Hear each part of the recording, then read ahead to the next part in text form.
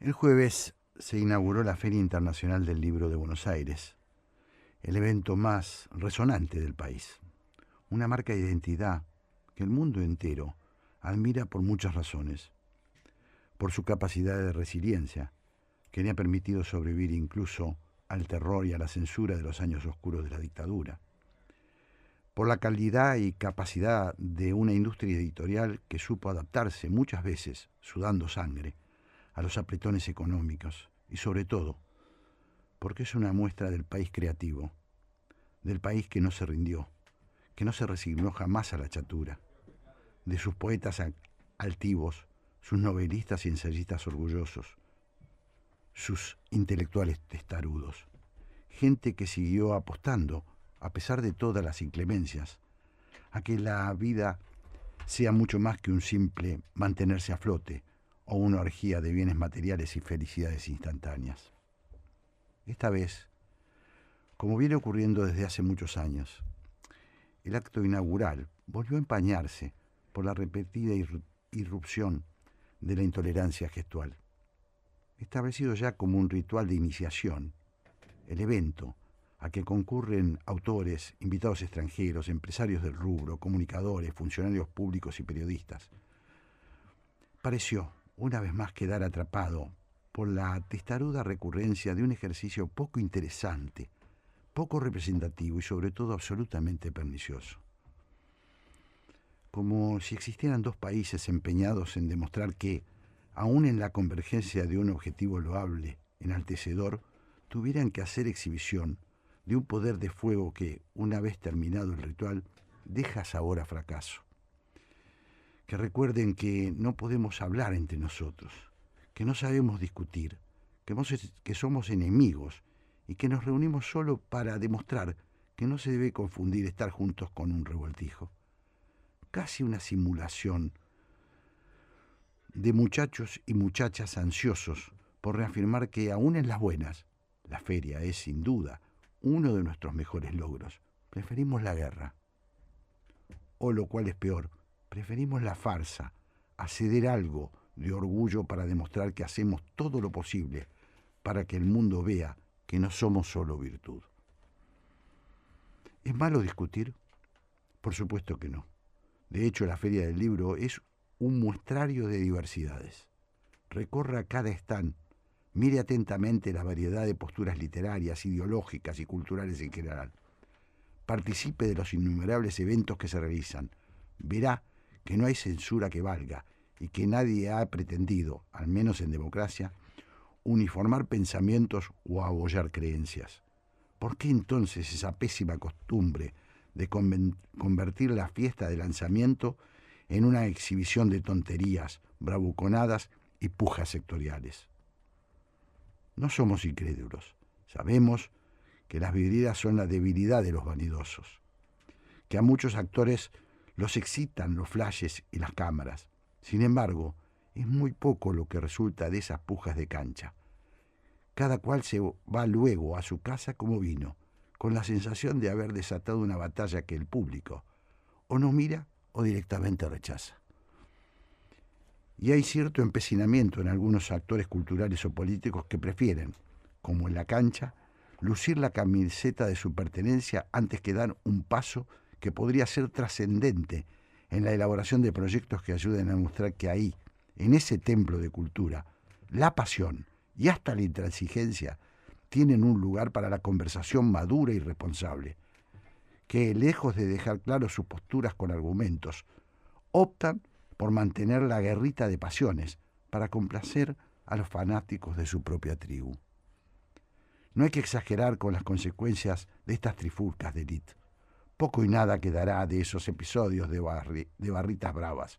Una vez finalizados, cada cual vuelve a su sitio, los funcionarios a sus casas, a sus cosas, los representantes de la cultura a las suyas.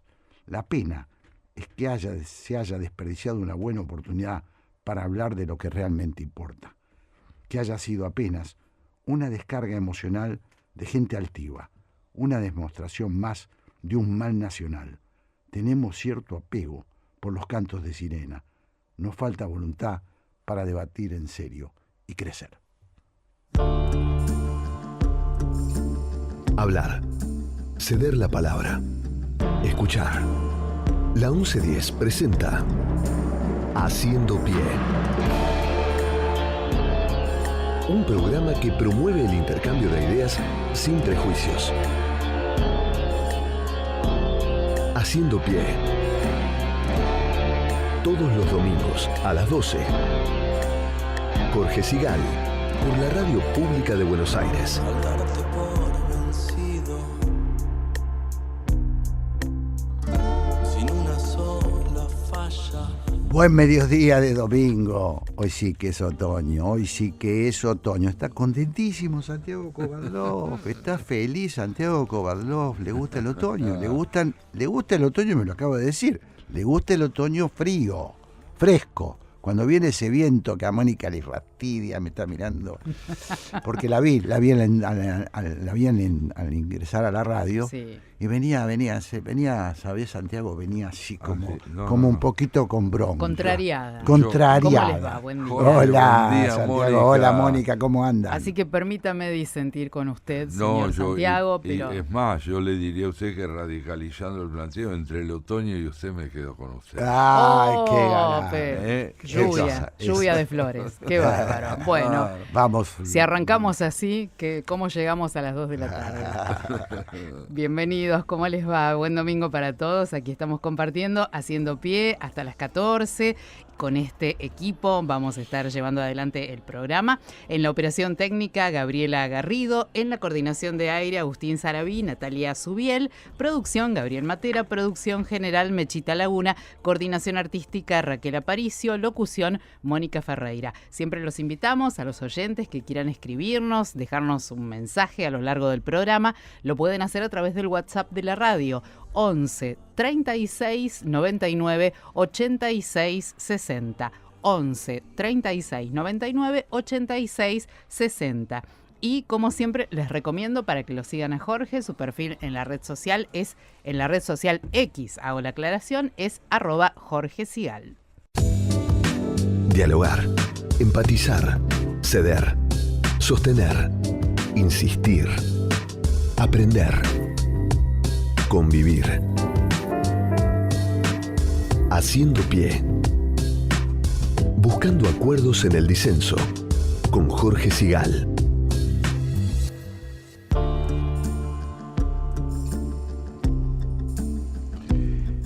Es prosecretario de la Fundación Alem y vicepresidente de la Internacional Socialista.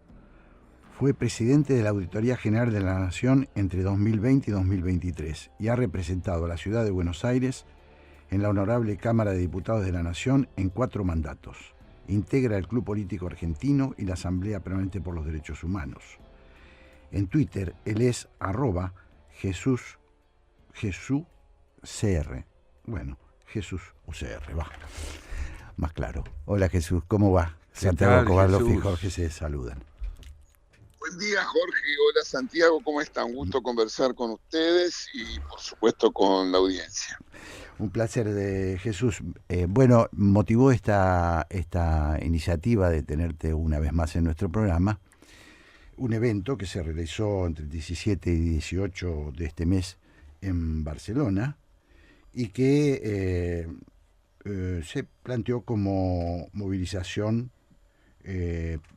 una especie de polo de movilización del progresismo mundial, auspiciado fundamentalmente por el presidente de España y acompañado por Lula da Silva, figuras centrales de la convocatoria.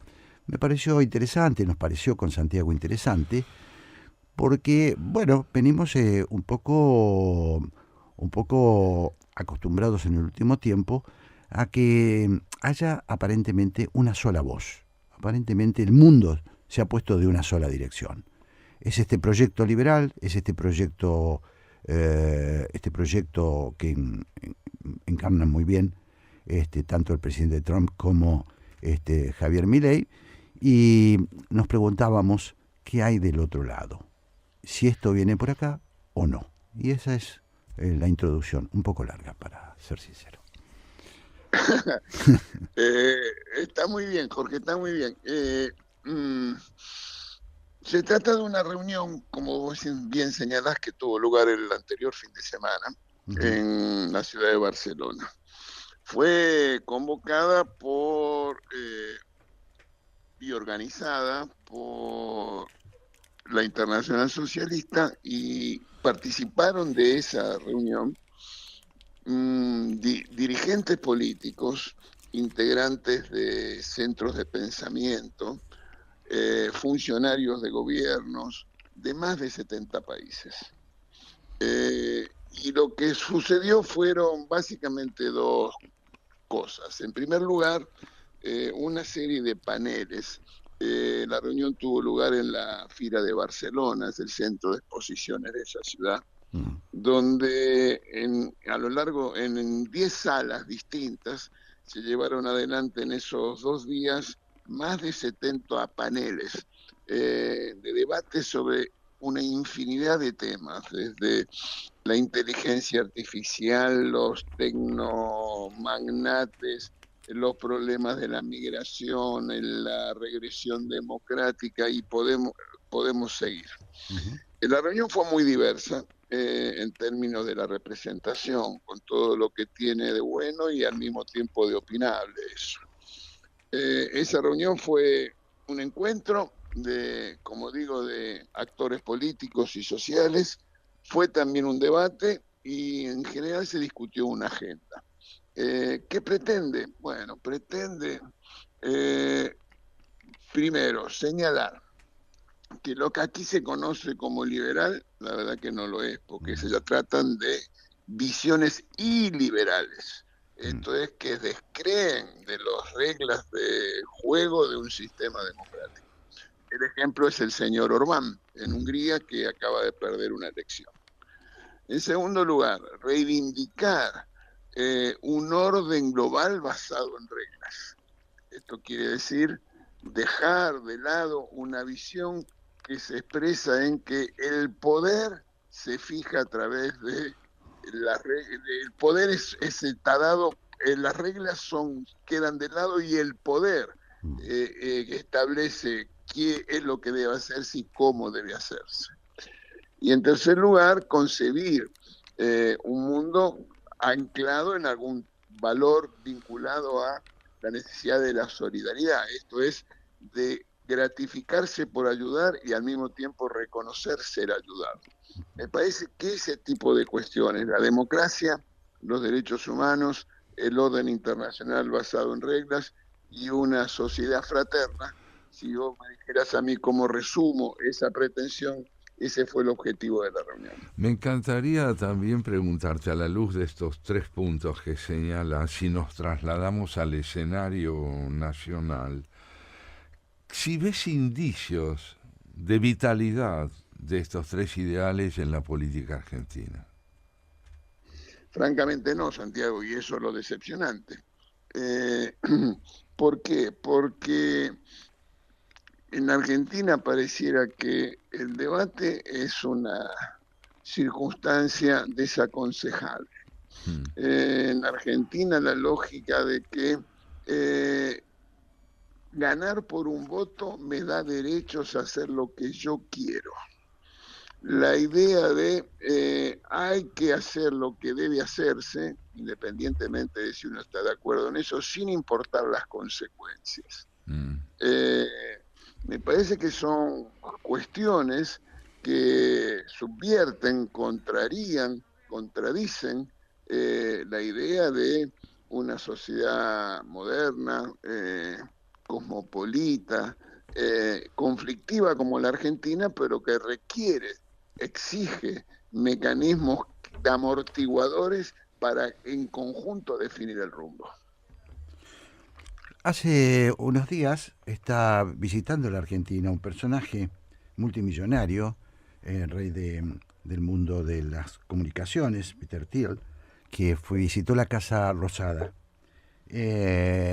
además de comprarse una casa de $56 millones en Barrio Parque.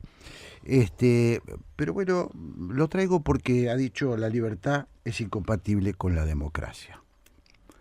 Y me parece que, tratándose de una personalidad que viene casi en visita oficial, por lo menos ha tenido reuniones con el presidente, define un poquito algo de lo que está pasando en la Argentina. ¿Cómo lo ves vos? Con mucha preocupación, porque se trata de un emblema de esto que yo intentaba señalar. Ujú. Lo que se conoce como los tecnomagnates o los depredadores, que así como dice que la democracia es incompatible con la libertad, afirma que el liberalismo está exhausto Ujú. y que la democracia también está exhausta. Ujú. Entonces lo que se plantean es que no tiene que haber gobiernos, sino que tienen que ser las empresas guiadas por la innovación tecnológica los que establezcan las reglas de juego de una sociedad. Bueno, eso es algo desafiante y provocador y que tiene que ver con lo que señalaba acerca de esa visión iliberal, contraria al liberalismo, porque el liberalismo es básicamente, entre otras cosas, asegurar derechos, pero al mismo tiempo limitar el poder. Claro, claro. Y aquí de lo que se trata es ninguna limitación de ninguna naturaleza, el Estado no tiene que existir, son las corporaciones los que deben guiar las decisiones de una sociedad, y cuando hay reglas se impide el progreso tecnológico, cuando hay normas se afecta la posibilidad de progresar. Bueno, y eso me parece que es algo que contraría una manera de ver la vida en comunidad que algunos tenemos. Creo que somos bastante los que pensamos de esa manera. Jesús, si te preguntara, ¿cuáles son a tu juicio los motivos por los cuales el Partido Radical perdió protagonismo en el orden de la política nacional como para que ideales tales como el de la democracia, el de la contención de este espíritu antidemocrático, pudiera encontrar, si no una barrera, por lo menos una alternativa significativa? ¿Cuáles son, a tu juicio, los motivos por los cuales el radicalismo perdió protagonismo en el escenario político argentino? ¿Qué me dirías? Primero que quiero coincidir contigo acerca de la precisión con que formulaste la pregunta. En el plano nacional, la pérdida de relevancia de nuestro partido en el plano nacional, cuando, por ejemplo, administran 5 provincias argentinas, dirigentes políticos pertenecientes a la Unión Cívica Radical, y más de 500 intendencias en todo el país. Entonces, la pregunta es, ¿cómo es posible que con esa implantación territorial, con esa densidad de representación política, no haya una voz nacional? Ajá. Y bueno, y el problema tiene que ver con esto, que es posible escuchar a opiniones de radicales, pero no se escucha la opinión del radicalismo. Y eso tiene que ver con algo que le pasa al radicalismo, pero no solo al radicalismo, que es la desestructuración de las fuerzas políticas. Y este es un problema serio. ¿Por qué? Porque si aspiramos a vivir en democracia, la vida democrática requiere de la mediación de los partidos políticos. Es inimaginable un sistema democrático sin partidos políticos. Y necesitamos refuncionalizar los partidos, modernizarlos, pero al mismo tiempo asegurar su relevancia. Ajá. Y eso que nos pasa a nosotros los radicales, desgraciadamente le pasa a los otros. No es un problema propio de la Unión Cívica Radical, es un problema sistémico. Y ese es un problema de la nación argentina que explica en buena medida las dificultades que afrontamos como sociedad. Yo me pongo a pensar, en Uruguay, sin ir más lejos, el sistema político funciona bien. Hay una coalición que gobierna, que puede ser sustituida por otro, pero hay, primero, respeto a la ley, subordinación a las normas, una cultura de la cooperación entre los actores políticos, una visión de la necesidad de integración al mundo, una cultura del diálogo y del respeto entre los distintos actores políticos. Y eso contribuye a entender por qué Uruguay puede crecer, como ha crecido, pudo reducir la pobreza a 17 puntos porcentuales, y nosotros estamos estancados con esta idea del todo nada, blanco-negro, 0 o 100, que nos hace que tengamos los mismos empleos privados registrados que en el año 2011 y que hayamos incrementado la pobreza de una manera inconmensurable. Esos son los problemas de no entender, creo yo, como sociedad, que hay una causalidad directa, inmediata, causa-efecto, entre la fortaleza y la densidad de las instituciones y los resultados económicos sociales. Estamos hablando con Jesús Rodríguez y tratando de entender un poco, no solamente qué es lo que está pasando en la Argentina, sino cuáles serían las posibilidades, las alternativas frente a un modelo que se ha ofrecido como, digámoslo, o te lo pongo a consideración, Jesús, ha de alguna manera tenido éxito en una parte de la población, ¿no? Esta idea encarnada por Javier Milei. ¿Cómo ves vos la posibilidad de que se vaya estructurando esto que se podría llamar un polo distinto, un polo progresista, un polo de entendimiento? ¿Qué está pasando con la oposición, no solamente con el radicalismo? ¿Qué está pasando con el peronismo? ¿Qué está pasando con la reconfiguración de la política argentina? Bueno, precisamente de eso me parece que ese es el punto, ¿no? Porque las razones por las cuales los argentinos mayoritariamente tomaron la decisión de elegir a Milei como presidente, son muchas, creo yo. En primer lugar, sin que signifique un orden de prelación, la frustración o la decepción frente a los últimos gobiernos previos y previos al arribo de Milei, la falta de crecimiento económico, el estancamiento de la Argentina. En segundo lugar, también, creo yo, el efecto de la pandemia. Yo creo que nosotros subestimamos la importancia de la pandemia en relación a las reacciones individuales y a las conductas sociales.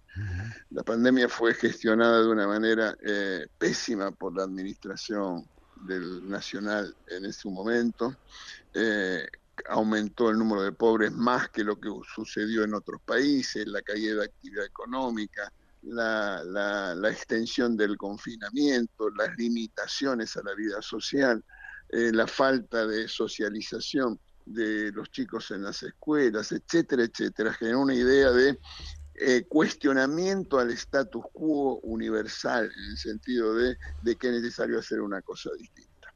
Ciertamente, el incremento de los precios, la inflación, la caída del salario real, y también hay que decirlo, Jorge, la vocación de parte del oficialismo peronista de entonces de dividir a la oposición, alentando, ayudando, promoviendo por manera simbólica y material la aparición de otra fuerza, y eso fue Milei. Entonces, me parece que en ese contexto de una fuerza disruptiva y novedosa que creyó que ese era el camino a seguir en la Argentina, y desgraciadamente no hay en el mundo algo parecido a lo que se está aplicando en la Argentina. No existe un esfuerzo, un ejemplo de un gobierno libertario. Es como si alguien me dijera que hay que crear en Argentina un gobierno con ideología trotskista, y no hay ejemplos en el mundo de eso. Bueno, es lo mismo. Entonces es difícil pensar que haya resultados positivos frente a tan novedosa, disruptiva y sin antecedentes gestiones de este tipo.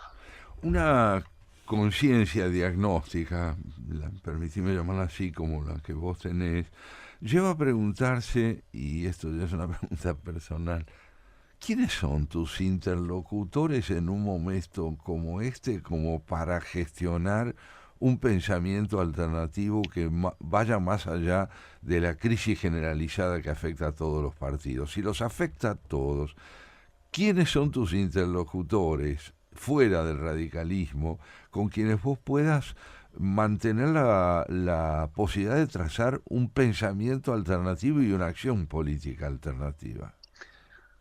Me parece que lo que necesitamos es tal vez tener espacios de esta interacción como la que tenemos en este programa, Santiago, con gente como vos y como Jorge y como tantos otros, que traten de entender que se trata de un mundo que está cambiando, que no necesariamente esa reconfiguración global es positiva, que deje de haber reglas aceptadas por todos nos puede llevar a situaciones como la de Ucrania o como la de Medio Oriente, y que eso hace un mundo cada vez más inseguro, más violento, más caótico y más incierto, y eso es malo para la Argentina.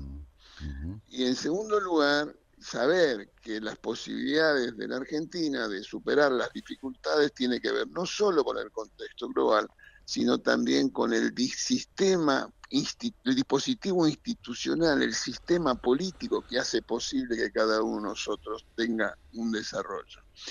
Bueno, entonces para quienes creemos que la igualdad y la libertad son dos cuestiones imprescindibles y que deben ir juntas, hace falta encontrar esos espacios de debate y discusión, que yo creo, si me permitís una mirada optimista, incipientemente está produciéndose en la Argentina.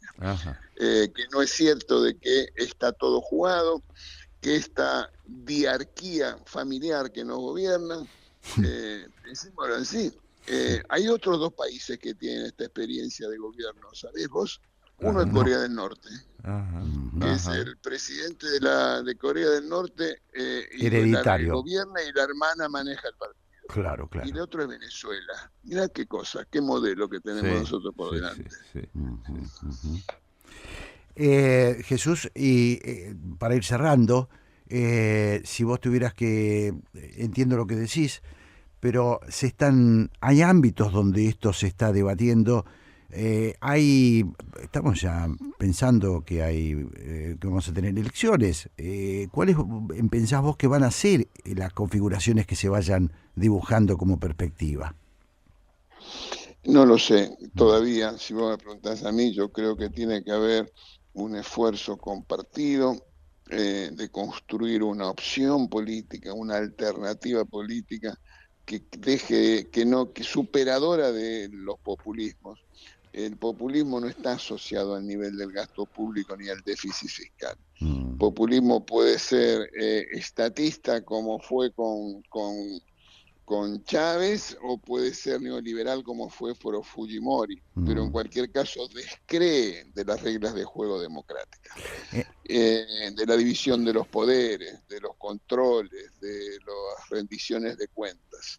Entonces, una opción superadora del populismo, independientemente de el sesgo ideológico que puedan tener, es el desafío de la Argentina, y yo estoy francamente esperanzado que eso pueda concretarse en el futuro inmediato de la Argentina. No es fácil. Entiendo, Jesús, que pero es lo que hay que hacer. Entiendo cuando decís esto, Jesús, que considerás que sectores del peronismo que, bueno, ha gobernado muchísimos años la Argentina, deben estar contemplados en esa opción en la que vos planteás. Definitivamente sí. Creo que tiene que haber una convergencia de experiencias políticas, pero requiere de dos cosas. Una, un programa, que es algo más que una frase simpática o bien formulada, o una comunicación bien llevada adelante.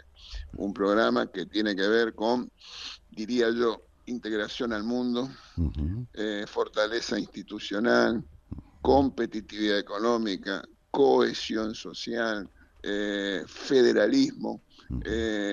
Tras un programa con esos ejes, con fuerzas políticas y experiencias diversas, es posible pensar que la Argentina tenga futuro.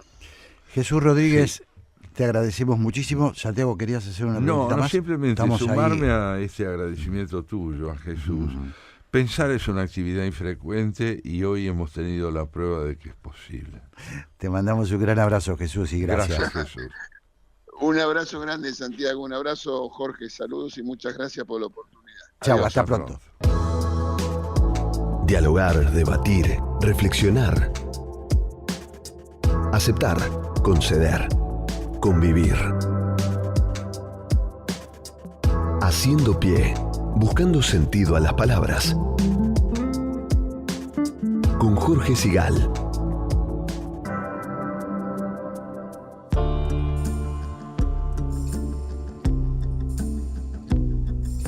Es guionista, director de cine, crítico y docente. Dirigió, entre otras, la película Sábado, Los Suicidas y Las Vegas. Es también autor de libros, Humor y Melancolía, una estética del pudor y Diario de la Grieta. En los últimos días, durante el Bafisi, estrenó su última película, No Matar, un ensayo de memoria crítica sobre la violencia revolucionaria en la Argentina de los años 70. En Twitter, él es @JuanVillegas19. Y ya estamos en contacto entonces con Juan Villegas, a quien Santiago Cobalofillo saludamos. ¿Qué tal, Juan? Buen día. ¿Qué tal? Buen día. Gracias por llamarme para hablar de la película. Es un placer, Juan. Yo he tenido la oportunidad de ir a ver la película. Hemos conversado un poco al respecto. Y me gustaría, Santiago, si te parece, Sí. que empecemos por comentar el propósito de esta película. Claro. Porque hablamos de los años 70, hablamos de la violencia de los años 70, hablamos de algo que se habla mucho en la Argentina, pero a mí me gustaría saber, yo lo sé, porque vi la película, entre otras cosas, pero me gustaría que lo expliques vos, Juan, cuál es tu objetivo con este documental, y luego hablamos de las características de este ensayo cinematográfico.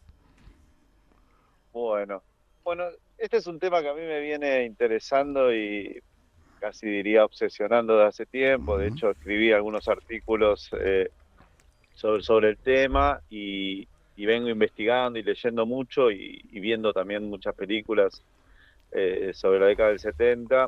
Y un día me dije, bueno, nada, yo me siento ante todo director de cine, quiero hacer una película sobre este tema. Uh-huh. Y lo que sentí al principio de mi investigación, y fue el primer motor, es pensar qué nos había contado de la década del 70, sobre todo de la violencia política en los 70, y me aparecieron enseguida dos cuestiones. Una es una mirada de revisión crítica sobre las organizaciones armadas, desde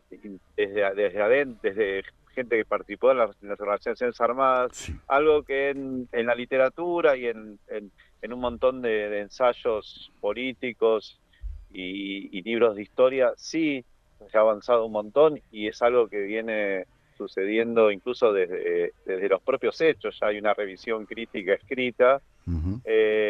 Y después el punto de vista de las víctimas de esas acciones. Uh-huh. Esos dos elementos no estaban presentes en el cine argentino y sentí que eran algo valioso para abordar en una película.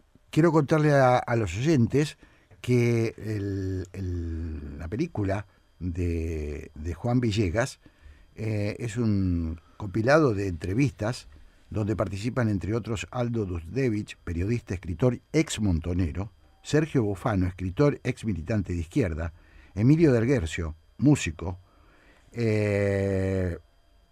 fundador de Almendra y de Aquelarre, para quienes sean muy jóvenes; familiares de las víctimas de la guerrilla. Este es el mundo que aborda Juan. Así es, y en una película, en una propuesta, Jorge, de muchas horas. Sí. ¿No es cierto? Lo primero que le preguntaría a Juan es cómo vivió, en tanto director de cine, este desafío de llevar al escenario, al cine, una propuesta, diríamos convencionalmente, tan larga. ¿Temiste que fuera extensa, Juan?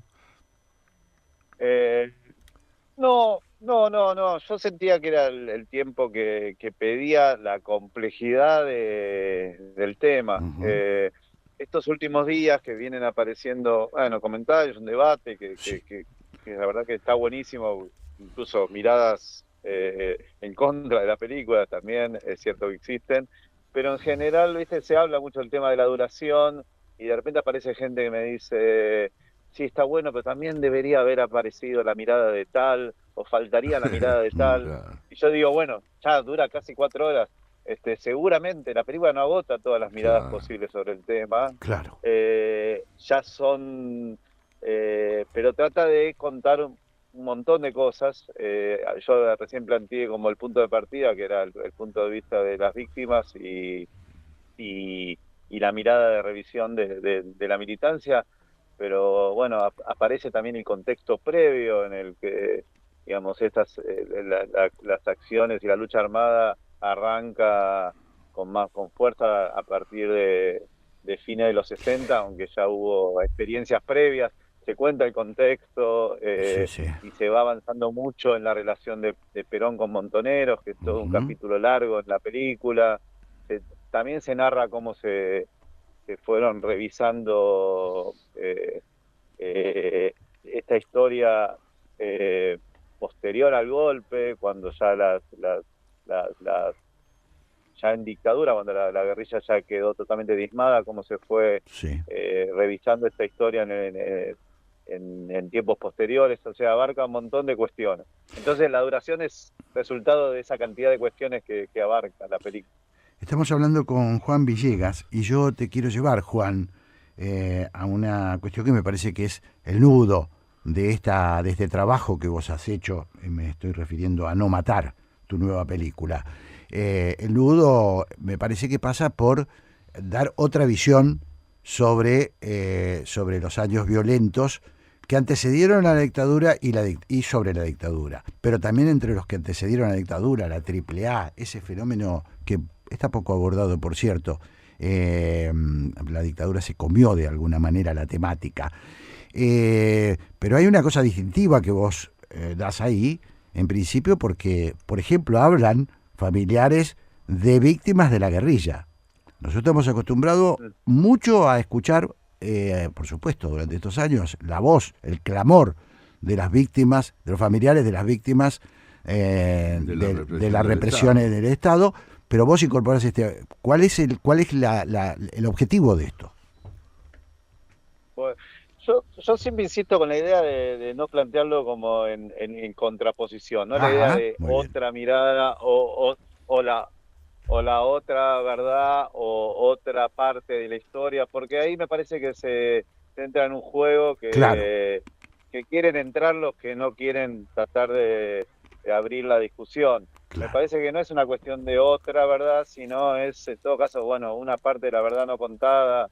Me parece que contraponer no... A mí me parece interesante lo que dice una de las entrevistadas en ese sentido, que Delia Lozano, en un momento habla se plantea siempre la discusión con el o cuento esto o cuento lo otro. Sí. Y ella dice, bueno, es el momento de poner el i y de sumar historias. Y me pareció muy interesante ese planteo y por eso decidí incluirlo en la película. Es la cordobesa, eso, ¿verdad, Juan? Exactamente. Sí. Por eso el concepto de memoria completa, que yo no entiendo en cierto sentido qué es lo que se quiere plantear, termina como usándose con la idea de primero que la idea de completar una memoria es algo que nunca va a suceder, porque la memoria no se completa, como la historia tampoco se completa, pero está implícita la idea de que hay otro lado, de que hay bandos, de que hay otra mitad no contada que hay que contraponer, y me parece que es más complejo y más abarcativo, que son que en todo caso me gustaría que la película abra un camino para que haya más películas que sigan abordando un montón de cuestiones y de la historia de la Argentina que no se han contado. Sí, creo que estás contribuyendo con la película y con ese planteo que haces aquí en Haciendo Pie a nuestros oyentes, a que el concepto de revisión crítica y autocrítica no implique apenas poder revisar aquello de lo que se ha sido víctima, sino cómo se ha contribuido de alguna manera a ser victimario también. A mí me parece que esta doble idea de la revisión crítica y autocrítica lleva al concepto de responsabilidad. Se tiene responsabilidad en la dimensión trágica de los hechos ocurridos y no solamente se ha sido víctima. ¿Vos dirías que este punto de vista que estoy exponiendo es una aspiración de la película? Sí, sí, totalmente. De hecho, el título de la película hace referencia a un texto muy conocido y muy discutido de Oscar del Barco, que el subtítulo del libro que luego se dictó a partir de ese texto y todas las opiniones y la polémica es no matar sobre la responsabilidad. De hecho, me interesa más el concepto de responsabilidad que plantearlo en términos judiciales, de culpables o Sí, no culpables. claro. Me parece que ha pasado muchos años como para... Yo personalmente no me interesa que la película contribuya a la idea de reabrir causas, no es para nada mi intención. De hecho, que eso creo que judicializar ya a esta altura de los acontecimientos me parece que no ayuda como a que podamos abrir la discusión y que cada uno pueda plantear su propia responsabilidad en lo que sucedió. Y es verdad que pasaron muchos años y al mismo tiempo, el otro día lo decía a Aldo Dusdevich luego de una de las proyecciones, también es cierto que el tiempo también ha pasado un montón de tiempo, lo que nos ayuda a pensar un poco con mayor lucidez y mayor distancia, pero también el tiempo apremia para que un montón de gente que fue contemporáneo a los hechos, partícipe, protagonista, tenga la oportunidad todavía de contar un montón de cosas que pueden ser contadas. Eso me parece que es un buen momento porque ya pasó un montón de tiempo, pero al mismo tiempo ya esa gente todavía está lúcida, viva, para poder contar un montón de cosas. Estamos hablando con Juan Villegas, director de cine. Él está presentando su último trabajo, No Matar, que se expuso en el Bafisi. Y me preguntaba, ¿qué edad tenés, Juan? 54. Es decir, que ¿cuántos años tenías en los años 70, 73, 74, 76? No, en el 76 tenía 4 años. Mirá. Bueno, interesantísimo. ¿Por qué te lo pregunto? Obviamente sabía tu edad y sé muy bien por qué lo haces. Pero, ¿qué es lo que te motivó? ¿Qué es lo que te llevó a esta sensibilidad particular? Porque yo noté eso en la película, te lo digo ahora, no lo hablamos. Esa sensibilidad particular por tratar de alguna manera de buscar... no quiero tener cuidado con los adjetivos, pero esa de buscar sería seguir buscando. No hay una razón biográfica, autobiográfica, Claro, en relación a una historia familiar vinculada a hechos de violencia política en los 70. Eso lo aclaro porque posiblemente alguien pueda pensar está que muy tenga bien. que ver con eso. No lo hay. Sigo pensando exactamente si hay un motor, siempre hay un motor biográfico que existe. Mi papá murió en el 76, cuando Sí. yo tenía 4 años. Sí. Pero no murió por una acción vinculada a una cuestión política, murió por un accidente de tránsito. Pero bueno, si uno pudiera empezar a hacer una interpretación más del orden psicoanalítico, podría pensar, bueno, me interesa como tratar de entender, o puedo ser empático con una pérdida siendo niño de un padre, tal vez eso me ayudó a empatizar más con esas víctimas. Es posible, pero bueno, ahí ya ni yo lo sé. Claro, pero no estamos hablando tampoco estamos hablando de un padre militante, de un padre que murió No. siendo comprometido con alguno de los sectores en pugna. No. Yo me animaría a decir, Jorge... No, para nada. Sí, Juan. Sí. No, pero me acuerdo que uno de los entrevistados dice algo muy interesante, uno de los hijos de las víctimas dice...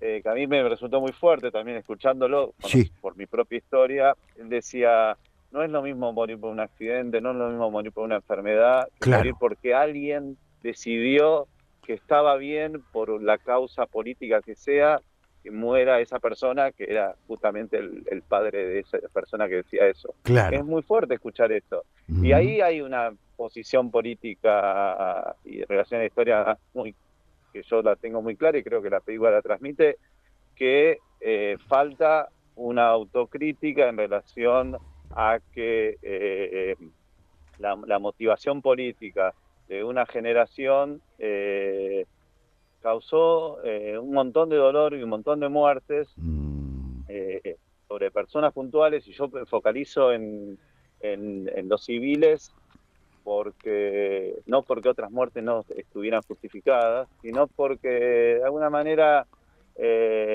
nadie podría decir que ellos participaban de una guerra que eligieron. Entonces, para mí era más claro plantear el asunto contando las víctimas civiles. El título de tu película no deja ninguna duda. El camino no es matar. No, para nada. No, y yo lo pienso también en relación a reivindicar como un valor democrático, ¿no? Para mí la película, aunque no lo explicita, aunque en ciertos testimonios sí están explicitados, yo sigo pensando hasta es increíble porque se habla muchas veces de ruptura de consenso, ¿no? Que habíamos conseguido cuando recuperamos la democracia. Sí. Y yo insisto mucho con recuperar esos consensos, porque es el consenso como un punto de partida para después seguir revisando todo lo que haya que revisar. Claro. Pero uno de los consensos es la importancia de un juicio de castigo a los crímenes de la dictadura. Ese consenso es importante y hubo idas y venidas y retrocesos y es importante sostenerlo, muy importante, tal vez el principal. Pero hay otro consenso que es que el orden democrático no está bueno interrumpirlo, aunque no nos gusten los gobiernos que están gobernando, no romper el orden constitucional. Ese consenso y el uso de la violencia como herramienta política, que es algo negativo para cualquier sociedad. Esos consensos también se habían logrado con el comienzo de la democracia, y yo intento con mi película volver a ponerlos en primer plano. Así es. ¿Te sentiste tenemos apenas un par de minutos, te sentiste en ese sentido interpelado durante el kirchnerismo? ¿Te pareció que se había bandeado la cosa y también esta película tiene una lectura o no? ¿O lo sacamos de lado? A mí, yo quiero intentar no plantear la película en términos de coyunturas partidarias, ni de bando, ni de grieta. No, quiero sacarla de ese lugar porque no creo que sume, porque además se tiende a generalizaciones. Cuando uno dice kirchnerismo, antikirchnerismo, izquierda, está generalizando y poniendo en una etiqueta un montón de gente que piensa cada uno diferente. Yo quiero defender también la idea de que cada persona responde a sus propias ideas y no a una funcionalidad política, ¿no? Que si uno piensa una cosa, enseguida hay que encasillarlo con un fin y un objetivo partidario, coyuntural, político. Me parece que eso achica el debate. Juan, ¿cuándo estamos hablando con Juan Villegas, director de No Matar? ¿Cuándo va a llegar esta película al circuito comercial? Si llega. No va a llegar. No. La idea es estrenarlo en cines primero. Sí. Calculo que después del Mundial, en la segunda parte del año, en cine de Buenos Aires seguro, y en el interior también. Mi idea es que la película se vea en cines. Sí. La verdad que la experiencia del Bafisi, a pesar de la duración, incluso hasta gente que tenía algunos reparos contra la película me dijeron, pero en ningún momento se me hizo larga, y la gente se quedó respetuosamente hasta el final. Es cierto lo que decís. Y se generaba un clima como de mucha intimidad y de concentración con la película. Yo entonces siento que la sala de cine sigue siendo el lugar ideal para poder meterse de lleno en la película y todo lo que transmite. Después, obviamente, me interesará que circule por otros ámbitos a través de plataformas de streaming, Claro. en internet. pero en principio se va a estrenar en Sala de Buenos Aires. Estamos en conversaciones para terminar de confirmar las fechas y los lugares. Muy bien. Juan Villegas, director de cine. No matar es su último trabajo. Nosotros, Santiago Cobarderoff y yo, te agradecemos muchísimo el tiempo que nos has dedicado. Así es, Juan. Suerte entonces con lo tuyo, que es también nuestra convicción. Bueno, muchas gracias a ustedes. Chao, chao. Hasta pronto. Haciendo pie, para los que queremos ver más allá de la superficie.